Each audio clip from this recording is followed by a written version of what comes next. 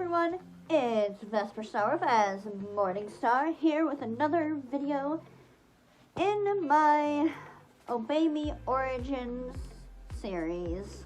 And first off, I just want to start by saying I originally started this series to be able to freely talk about demons on my channel because I was not completely open about my spiritual beliefs at that time. But, that's clearly changed as I'm making a lot of demon and pagan related content right now. But I decided I still want to go through with this series despite not being hugely into Obey Me currently. I still like it, but I just haven't really touched it in a while. That being said, today we're going to be looking at the demon Leviathan, who, yes, is actually a demon. I didn't really know that until Obey Me either, because it's like, oh, but Leviathan is just like a large serpent, right? Yes, but also he's a demon. So who is Leviathan in Obey Me? Well, he's the third oldest brother, and he's kind of the reclusive one. They openly call him an otaku, i.e. a weeb, so he's into gaming and anime. He's the nerd of the group. He is also the avatar of envy, and so he kind of has a lot of self-deprecation going on, especially when the MC is hanging out with the other brothers a lot. So that's Leviathan. He's my friend's favorite character, actually. And a fun fact is Leviathan is the one that got me to play Obey Me in the first place, because I really liked his design, and my friend was showing me pictures of him, and I really liked the color of his hair. Yes, like a purplish color.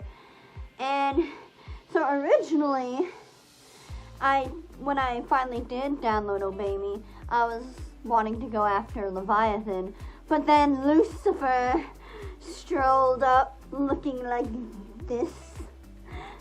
You know what I mean?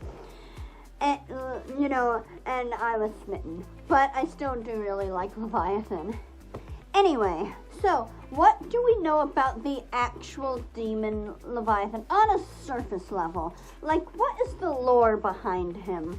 Well, in the Abrahamic mythologies, God created Leviathan to show his strength and power.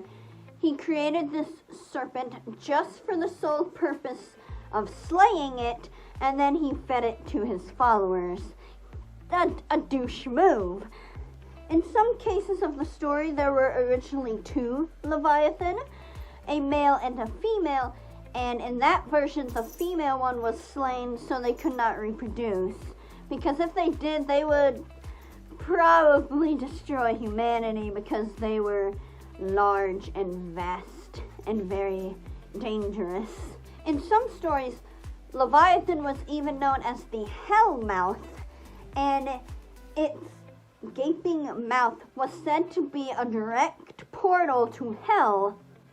And in actuality, Leviathan represented the enemies of Israel and was said to devour the ungrateful hearts of people, which is how he became known as the demon of envy.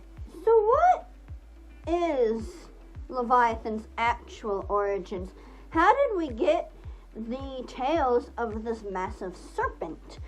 Well, the term Leviathan has become synonymous with just a large sea creature, so it's been very hard for me to pinpoint their exact origins.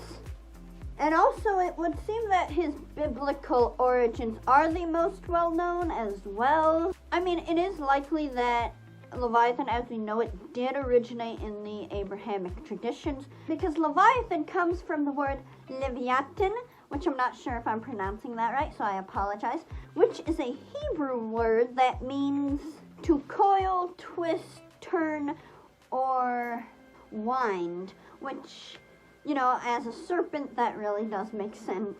It's very possible that the inspirations for Leviathan came from the Babylonian deity Tiamat, who is also a dragon-like deity that has a lot to do with water and such. While researching, I also read that Leviathan's origins could have started in the myth of Baal, but I could not find any other information on this other than people saying it. So that's basically where the extent of my research goes. He's one of the harder ones to kind of research just because of how the word has become synonymous with large sea creatures, and there have been many Leviathan throughout mythology and history. And so how about Leviathan in a modern sense? Well, he is one of the demons that practitioners still do reach out to, or he reaches out to. I would say he is definitely one of the ones that you want to wait for him to reach out to you or her. He's one of the deities that are more fluid, like water. He's great for shadow work and is a rather calm but stern demon, and really specializes in emotional help because water is an emotional element. And a lot of depressed people tend to gravitate towards Leviathan. I myself have worked with him on and off of it, and I really like him even though he's not a main part of my practice. He's just very kind, like a shoulder to cry on. And you can offer him your tears too as an offering. Just sob and be like, I give these to you. But yeah, I highly recommend him. He's great. But I think that's all for this video. I hope I did Emperor Leviathan some justice, because he's a really cool deity that deserves more recognition, I think. So anyway, thank you so much for watching. I hope you enjoyed the video. I'll see y'all in the next one. Bye! Wabash!